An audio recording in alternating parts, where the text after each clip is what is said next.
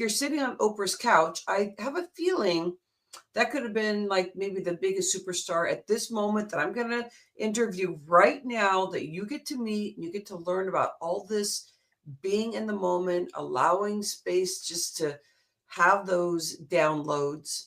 And really, it's about just being. And so, what does all that mean? I mean, like, how can you be into action and being and running a business and doing all these things? Suzy Prudden really does have an explanation for this because I think in our time and day, it's not I mean, it is counterintuitive. It's just like, what? That seems kind of unusual because we're coming from more of a masculine space years ago where Suzy Prudden was doing this, what we find more people doing now that are starting to get on the wave. But we really need more of this space where you're getting more in tune and you're learning about yourself in a way that it's not about you. As long as you get out of your way, then these things happen. And I'm so excited to have this conversation with Suzy Prudden today. Welcome in, Suzy. Thank you. Thank you for inviting me. It's going to be a fun conversation. It so is, Mama. Oh, good. Okay, that's as far as I'm going. Because I'll just get all wild and crazy because I'm really, really excited about this. I want to give a proper introduction. There's so much fun here, and I'm just going to give it to you. So take a breath in and think about this Fresh Talks Global Vision. And maybe some of Suzy Prudden's people are here too. We're going live on YouTube and also on Facebook. If you put yourself in this space, so I'm going to read Suzy's intro, bio, some things that she's done.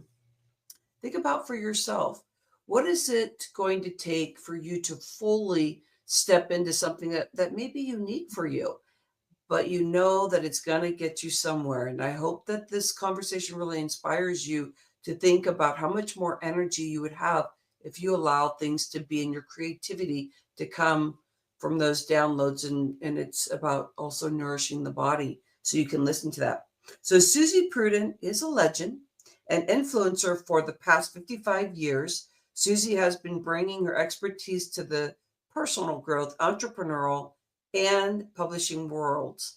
You've seen Suzy on Oprah, Good Morning America, and the Today Show. If Suzy is talking about it today, the rest of the country will be talking about it tomorrow. New York Times.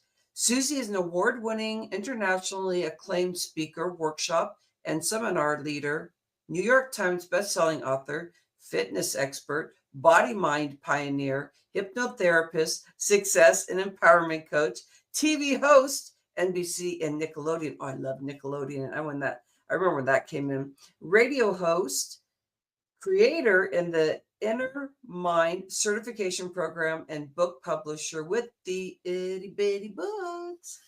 Suzy, how are you doing today? I'm doing very, very well. It's a gorgeous day. You know, it's so interesting because the temperature this last week was in the 40s, and today it's 91. Where are you at? Are you in Southern Cal or Yeah, I'm in Arizona? Where are Southern you at? California. It's hot today, and it's like it hasn't been, which has been wonderful. But when I heard 91, it was 70 yesterday. It's like, what? I know. It's And like then in extreme. Chicago, I think it's 50, which is very warm for Chicago at this time of year. So I'm Wow. great. I'm a happy Awesome. camper. It's a gorgeous day. I'm doing great work, having great meetings, and Oh, having that's fun. wonderful. That's wonderful. Hey, Yeah. Suzy, we had that conversation about your glasses. They caught my attention too. So Suzy has a name for you if you want to have some fun glasses. Actually, you probably even do sunglasses with them too, but with the glasses that she's wearing, she has some really fun. When I met Suzy, when I met you, she had this beautiful white jacket on. She comes in with a suitcase ready to set up a table. And she's like, I'm here. And I could feel it. And I'm like at the table, like ready to greet people. And I'm like throwing everything off to the side. I got to help this person. She looks like she's ready to have fun. And I'm so, always ready to have fun. okay, let's go there. What does, what does business and fun and allowing things to be, what does that look like in your world and what you've been doing through the years? So if you're into numerology, And some people are, some people are not. I'm a 22-4. And a 4 is you basically love work. And I do. And a 22 is that your work is for the masses. And so I live that, not intentionally where I'm a 4 and therefore I have to do this. It's just that, when people say, well, what do you do for fun? I work because my work is so precious. I work with people. I speak to thousands. I travel. I've been in. I'm a serial entrepreneur. I'm 81 years old. I started my first company in 1965. I grew it to a multi-million-dollar company and was known all over the country for the work that I did in the fitness industry. I specialized in toddlers and young children. From there, I moved to body mind. And it's interesting that you say some things that it seems that it's hard to break in. People don't know, and yet when I started in the body mind industry, Mhm. it wasn't an industry. It was an idea. I started studying the body mind and making stuff up because I believe that it basically just comes to me. I started in 1983, and I was known in the magazine industry for the work that I did in fitness. I would go to the editors who did stories on me and talk to them about body mind technology, and they go, "That doesn't exist. There's the body and the mind are not connected." Oh, And I'd say, "Excuse me, they live in the same house." And now, of course, there's a body mind um, column in every magazine. So I've always been ahead. And with my fitness company, with my body mind information, I wasn't ahead with hypnosis because I came in on, but I was ahead with combining it with coaching. I mean, always been ahead. I've always listened to the messages and then acted upon them. I see how you can get ahead on that so easily. And is my mic okay right now? Are we Yes, doing your just mic fine? is perfect. Everyone, I've been having off and on problems, so I'll make sure I get that fixed if you hear it as I'm interviewing. I can see how you could be ahead of that because you're not looking outward and looking at everybody and trying to figure out how they do that, but you're listening. And so you're going to be active and jumping in and saying, this has to be this way because that's what's coming. I'm jumping in and we're going to do it. And I found that very amazing. It's just how I do things. I mean, I made it up and then I did it. And that's how I work. There's other people who work totally differently, but that's how I work. And I give something about 3 months. And if it doesn't grab in 3 months, then I figure, well, it's not the right time. When I had my weight loss company, I had that for, I guess it was about 10 years. And I had 4 offices in Los Angeles. When I would open a new office, I would give it 3 months to see if it was going to grab hold. If it didn't grab hold in 3 months, then I wouldn't continue in that neighborhood because I had a whole Los Angeles. I had Beverly Hills, West Hollywood, West LA, what's it called? Malibu, all the way down to El Segundo, Venice. And there were neighborhoods where it just didn't work at all. Yeah. I closed it. Then there were neighborhoods that, like El Segundo, when I made $38,000 in 2 days, 2 half days. I And thought, think about the timing of that. That's big. it's huge, huge. And it was a tiny office. And El Segundo was a tiny town, but people came in from all over. So I believe, throw it against the wall. If it sticks, keep going. If it doesn't, stop.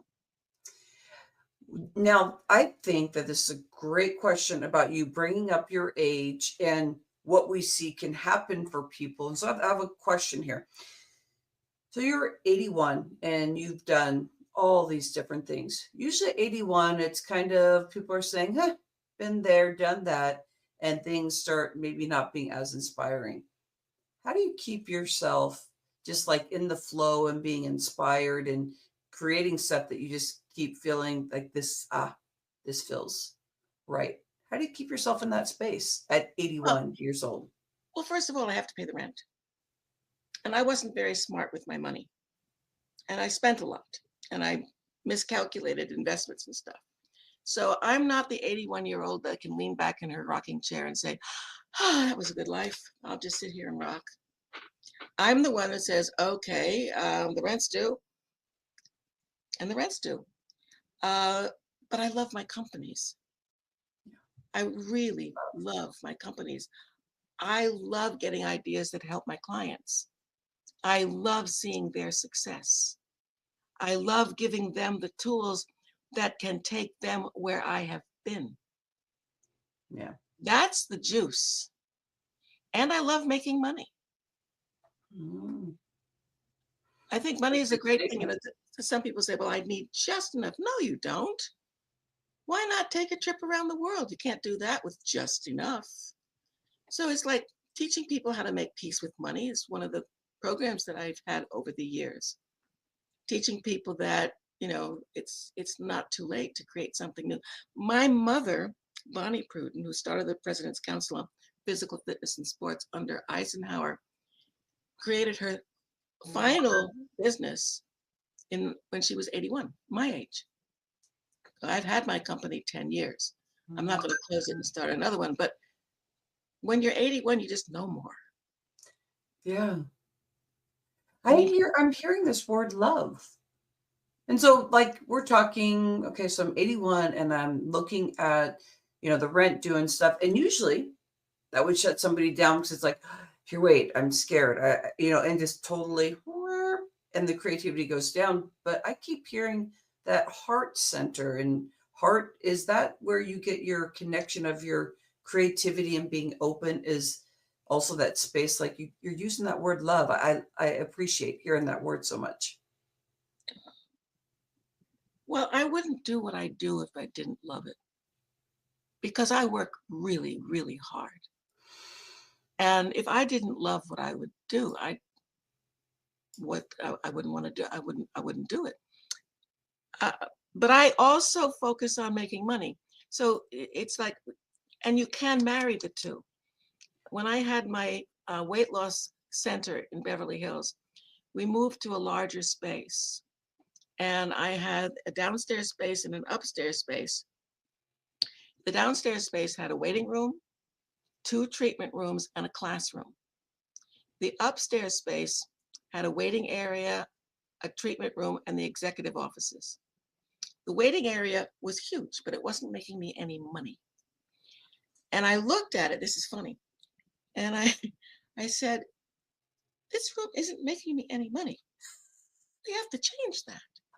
Now, I had never had a thought like that. And so I stepped back out of my mind and I went, oh, that's an interesting thought.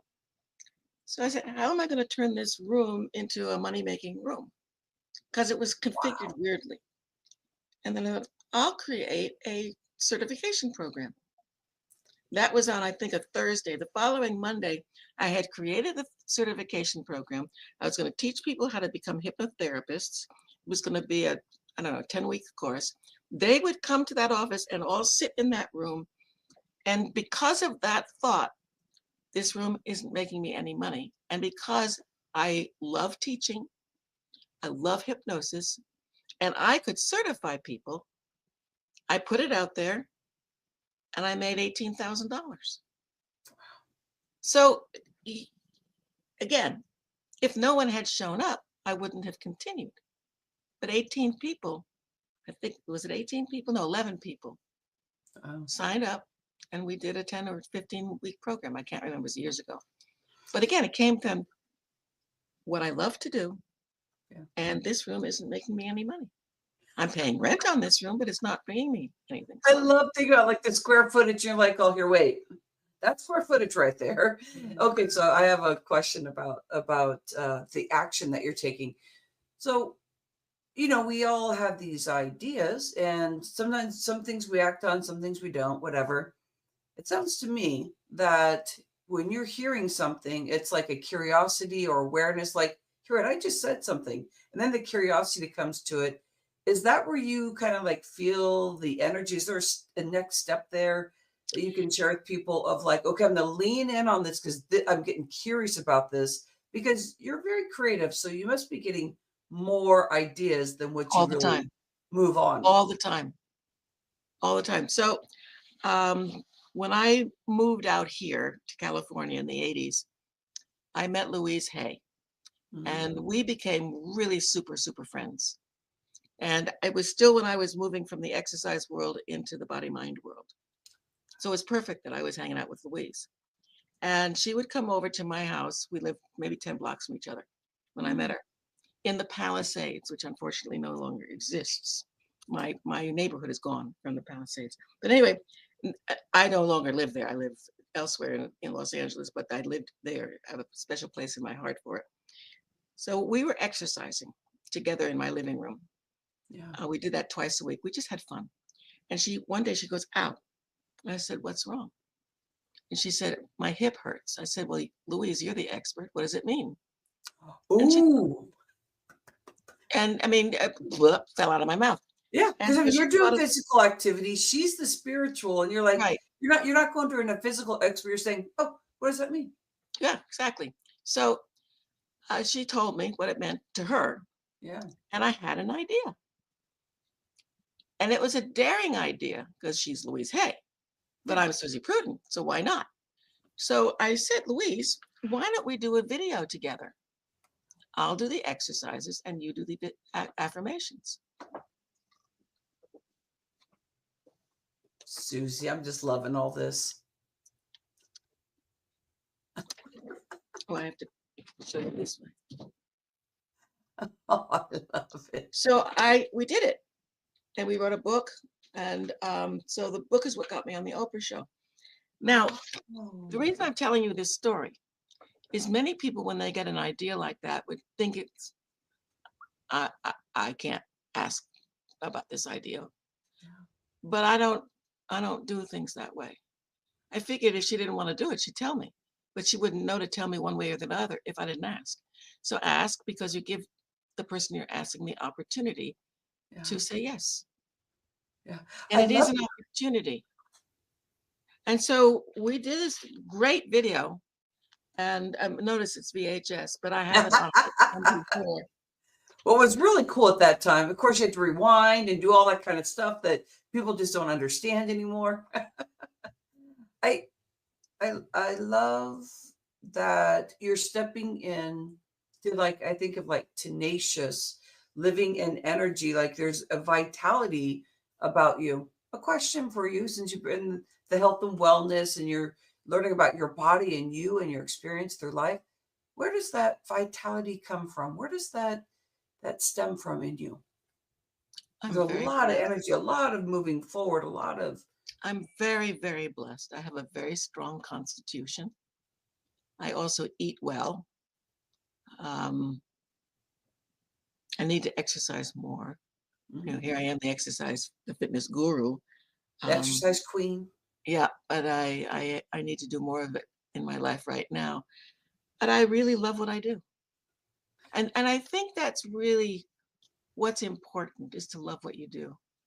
Yeah. And is to allow, I work with a spiritual teacher. This is recent. I just started to a few months ago. And what she talks about is living your vision and living and loving what you do. And so allowing yourself, because the vision isn't only yours. The vision, I believe, comes to you from a higher source. And it's a gift. And it's your gift. And when you think of what you want in life, that's not selfish. You wouldn't have that idea, I believe, if it weren't given to you from a higher source. And it really depends on the higher source that you connect with. Right. So I believe in a God, not a little man pulling levers, but in an energy. And I believe that everything is God. Everything is the force. Everything is um, an energy field. And uh, I'm blessed. That's all I can say. I'm blessed. And I wake up in the morning sometimes not wanting to get out of bed. I Yeah. have my days when I'll spend the whole day in bed reading. I had one of those recently. It was wonderful. I Susie, said, it's like you're probably getting a download about that though. Like hey, it's you need to be kind of cleansing and clear and having that clearing for the day is very Well, I cool. find that it gives the next day I've got a lot of energy. But I look at it this, it's so funny what I do. I'll look at my watch. It's 10:30. Okay, I'll read to 11.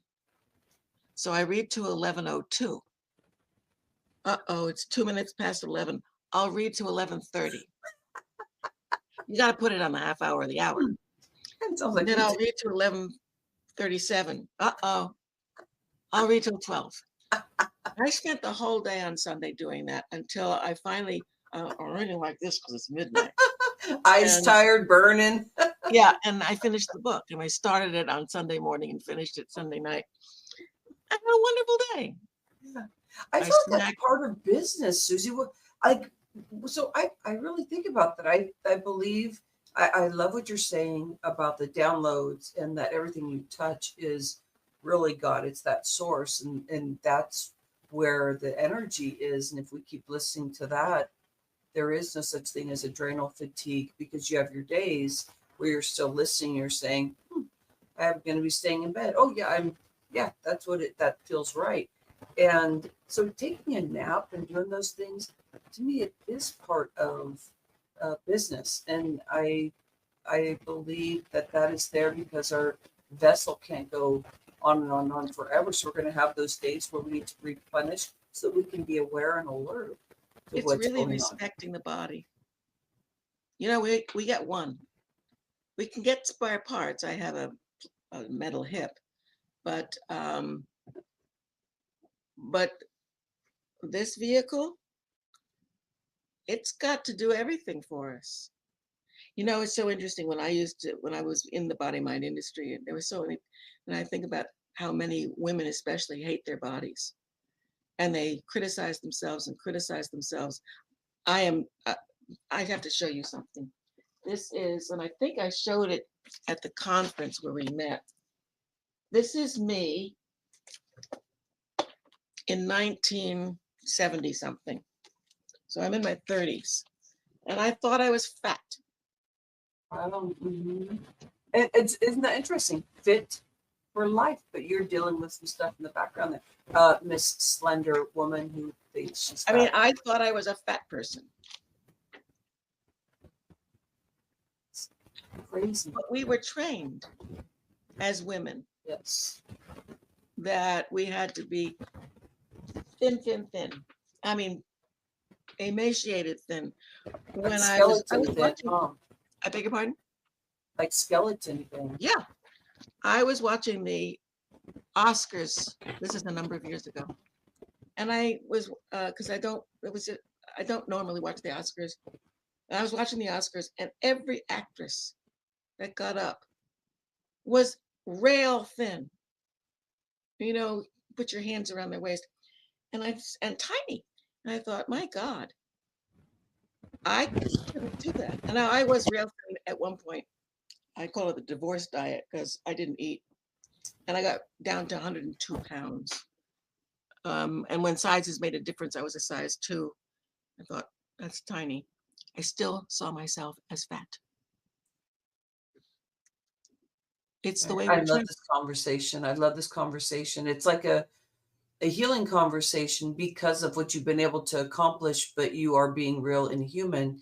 And also being open is a way that we get to see the accomplishments of what you've been able to do. You're 81 years old and you're talking about stuff that's extremely human. And can you give any, before we, after this, I want to transition into your itty bitty books, but could Sure. you give some information just about this, about how were you able to keep your vessel open so you could hear these things that put you out there of showing your body, the exercise and wearing leotards, but you were also dealing with thinking that you were bigger than what you really are. It was just like a thing. How are you able to do that and keep yourself open to saying yes when you get those things and get into action?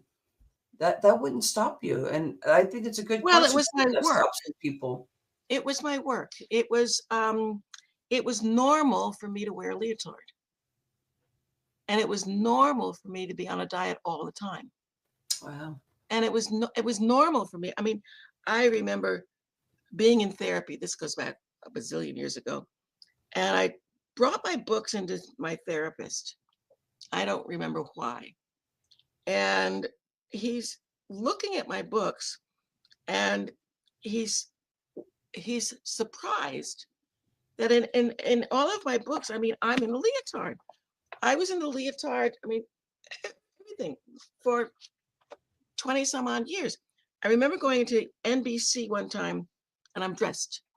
And I worked with NBC for about 4 years. And I met my producer in the hall. Now I'm dressed. He didn't know who I was because he had only seen me in a leotard. Yeah. So for me, it was normal. It probably is very weird to other people, but that's how I dressed. I had 2 outfits. I had the leotards and bare feet all day, and Yeah. then a beautiful skirt and boots going home. I Yeah. mean, those were the outfits. When I would see the kids that I taught on the street, like we'd have a block party in Manhattan, and I'd be there dressed, the kids didn't know who I was. So it was normal. Leotards were normal for me. Yeah. And working hard to maintain a thin body was also hard. And I did it. It was my norm. Yeah. And you must have been around people like that too. So it's just kind of a, a kind of a thing where you're like, oh yeah, I need to be that thin. Okay. I'm going to keep on going. Well, I could never get that thin. Except after I divorced my husband, Well, I got that thin. That was a great diet. I just didn't eat. I didn't want to. It was a whole different life. So with all the practice that you were around, you were really around a lot of like pitching and sizzly. I think you're out there pitching, saying this is what I'm doing, and you're able to do it in quick sound bites. And through your years, just learning how to put things a very tight, like good full sentence that would explain so many things that maybe some people would do 3 to 4 to paragraph sentence kind of a thing. And so with your background and learning about media, you're always moving fast and quick in what you're saying. You only have so many minutes to doing what you did. Is that what playing with words and knowing how to sizzle stuff? Is that what brought you into Itty Bitty Books? Can we transition and you give Sure, us we some can flow in transition that because transition? it's a I never thought of that, what you just said. It didn't occur to me. The way Itty Bitty Books happened, I was at a workshop. Now I've written a lot of books that are long, big. And I was at a workshop, and this is 2006, so it's quite a while ago, with James Malinchek. And he was talking about the speaking industry and what you do to get into it. And he says, you've got to write little books. And Oh, I'd never done a little book. I was with my sister. So we're driving back from Las Vegas, and I said, I'm going to write the book. Suzy Prudden's my name's on everything. Itty Bitty weight loss book, because I was in the weight loss industry at that time. yeah. And she was going to write a different book. And we came back to LA, and I went back to running the business. And she wrote the books. We didn't know what we were doing. We had no clue. Yeah. We bought the 2000 obligatory copies because we didn't have print on demand at the time. I think we have 1,800 left in the garage. Nothing. We bombed. We totally failed. And then in 2014, I said to her, I no longer had the weight loss industry. I had a coaching company and I worked with entrepreneurs and some weight loss. And I said, can we redo that book and can you make it smaller and change the cover? And she did. And Christmas that year, 2014, she showed me the book. I'm looking at it. My name isn't there. It doesn't say Suzy Prudden's Itty Bitty Weight Loss Book. It says Your Amazing Itty Bitty Weight Loss Book. I turned to her. My ego had a moment. You want to take my name off? I don't care. It's actually $1 million business. And we don't have to write the books. We were in business with Itty Bitty 3 days later. We had our first contract signed with a new author 2 weeks later. And our first book was published 6 weeks later. We now have about 350 books. We have 150 bestsellers. We're doing a campaign right now. It's already reached number one. And I've got authors all over the world. And I love it. We're the new dummies. The difference between Itty Bitty and dummies is 350 pages. You have to read with a yellow highlighter. And Itty Bitty books are the yellow highlights. And what I love about this is helping my clients grow their business. So for example, Anthony Camacho wrote this book, and it's an itty bitty book. It's 30 pages. Every itty bitty book looks like every other itty bitty book. He's done 6 books with us. He used this book to market himself, and he grew his company from $100,000 a year to $750,000 a year in 2.5 years, using this book as his marketing tool. That's what I love.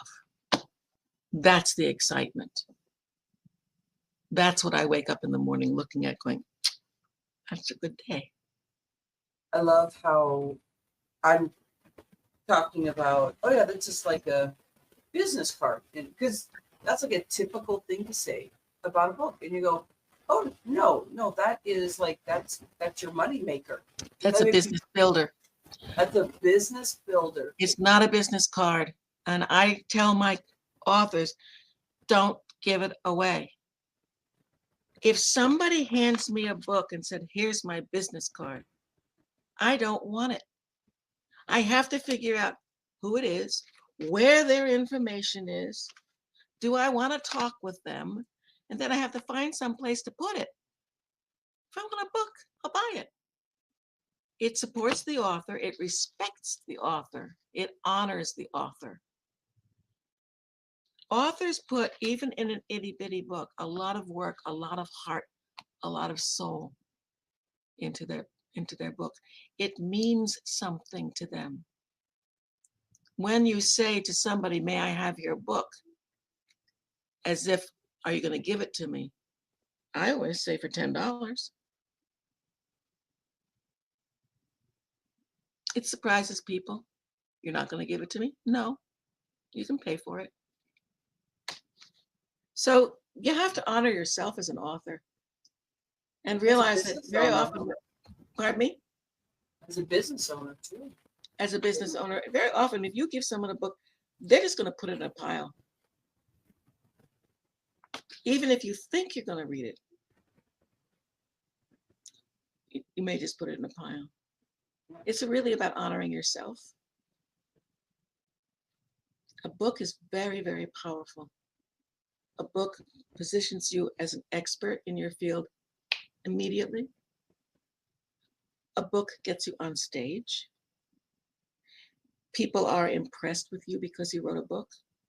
And when you make it a bestseller, they're even more impressed. You get invited to be on podcasts, to be on stage. You can create a whole business from an itty bitty book. People talk about, a question for you about like their legacy work. You've done so many big things when you look at your timeline and what you've done. Does this feel like this could be a big thing of like more of supporting even more people with actually a product, a thing that really speaks directly to who they are with no fluff, and it's a business builder? Is this what you're feeling would be your legacy work? Does that mean anything to you? Yeah, I was interviewed by Forbes, and I said, this is my legacy. I mean, I've got so many legacies I'm 81 years old. I've been living a long time, and I'm not a quiet life. I've been living, this is a funny story. I'm going to jump around. But to answer your question, I think this is my final business, although who knows what I'm going to do next. My sense is I'm going to travel and just do coaching all over the world because I love it. But I know that Itty Bitty Publishing makes a difference, and I'm leaving the world having made a difference. So yes, that's my legacy. But again, I made a difference with Suzy Prudden Studios in New York City. I made a difference with my Body Mind Company. I made a difference with helping people lose thousands of pounds when I had my weight loss business for 10 years. So I'm always making a difference. I'm always legacy after legacy after legacy. But with Itty Bitty, I had somebody come to me and say, I want to write a book about my parents who came to this country. I want to honor their legacy. And in that moment, I said, well, I have another company called Legacy Press. That's what I do. If you need, and then I had somebody come to me about writing a children's book. My sister didn't want to do children's books. And so I named the company, because I wanted to do it, Little Dog Press. Little Dog was the name of her dog. So as soon as she heard Little Dog Press, she said, oh, that's sweet. We'll do it. But I knew which button to push. She was my business partner, and I knew she didn't want to do children's books. So I thought, that was your new pitch. You know how to pitch, Mama. it's like, oh, we'll call it Little Dog Press. And it has a picture of Little Dog. Oh, that's yeah, he's adorable. He's this big. Oh, goodness. And the reason it's so wonderful, it's a totally personal story. My niece, with whom my sister was living, had 5 big dogs and then little dogs. She had a pack. One of her dogs was actually a wolf hybrid. Biggest, scariest looking dog I'd ever seen. He's probably this high, bright blue eyes. They called him Featherfoot because you never heard him. And Little Dog was only this big. Little Dog was the loudest. Little Dog was the most vicious. Little Dog was, I'll protect you. Because all the other dogs, they just walked in the room and said, oh yeah, well, we don't want to talk to you. But Little Dog was, yeah. Suzy, I appreciate your time, and I want to know how we can connect with you. I want to make sure that we get that out to everyone. Well, you can, little Itty Bitty Books. Well, you can go online to ittybittypublishing.com, ITTY publishing.com. You can email me, Suzy at ittybittypublishing.com. And Suzy Prudden, look me up. Yeah, I'm having fun here, Mama. I'm so happy to be able to have you here on the show. It means a lot to me. With all the work that you've done, I've been in this health industry for 25 years, and I just keep having these visions of bigger things that I'm doing, and I know that once I stop thinking in the brain, that all of a sudden things just started happening. I opened up my heart, my spiritual journey, and it's just been incredible. And what happened? So I have a suggestion for you. Write yourself a letter and thank yourself for all the work that you've done so far. And then ask yourself, what is it that I'm supposed to do next? And then take your pen from your dominant hand to your non-dominant hand and allow the answers to come. They'll come. Then as you're writing and the thoughts start to really move through you, put your pen back into your dominant hand and continue writing, because if you keep it in your non-dominant hand, you won't be able to read. So you want to be able to read it. That's number one. You'll get the answers. And also write to God. God, what's my next step? And if you choose to use a different word than God, universe, what's my next step? Force, what's my next step? Because you're in partnership with God. You're in partnership with the universe. God just happens to know more than we do. Somehow. Pardon me? Somehow. He just... Yeah, God just happens to know. It's just all what we are seeing around us. Yeah. So, create a deeper relationship with yourself. Because very often we're so busy doing, we're not being. And it's really the do.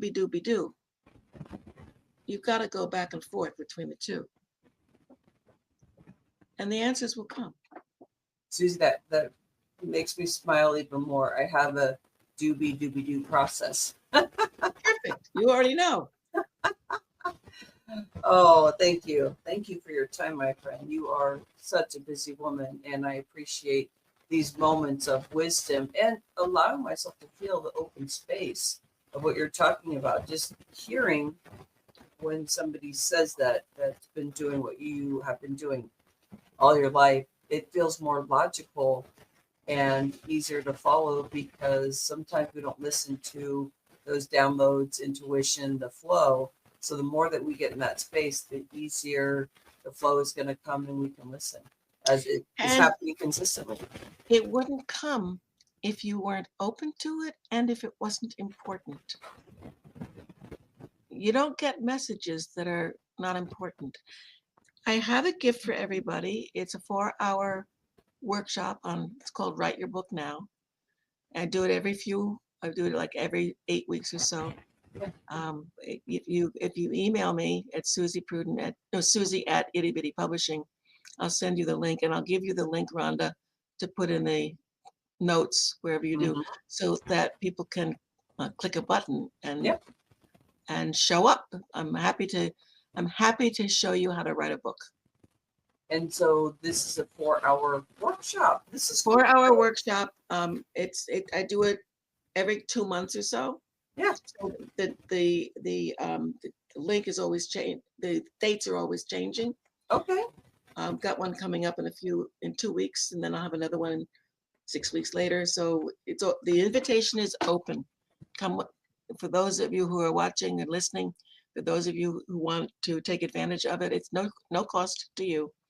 And I'll show you how to create an outline, how to start your book. So basically you can write your book, whether it's an itty bitty book or another book, a memoir, a story, a novel. Everybody has a book in them. It's time to write it down. You have a message. It's important. Thank you, Suzy. I put it right here, Suzy at ittybittypublishing.com.